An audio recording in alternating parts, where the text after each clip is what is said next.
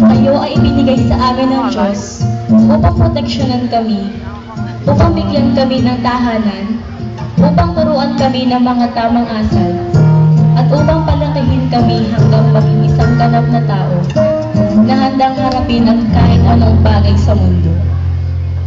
Para kay inay, nanay, mama at mami, salamat. Dahil kayo ang nagsilbi namin matalik na kaibigan noong kami bata pa.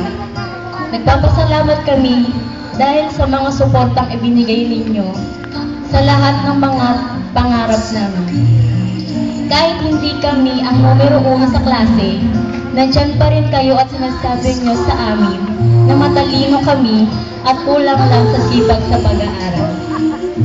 Para kay itay, tatay, papa at daddy, kahit hindi tayo madalas magkasama dahil sa inyong trabaho, nais naming malaman nyo na kayo ang pinakadakilang ama na nakilala namin. Lahat ng mga narating namin ay utang na loob namin sa inyo.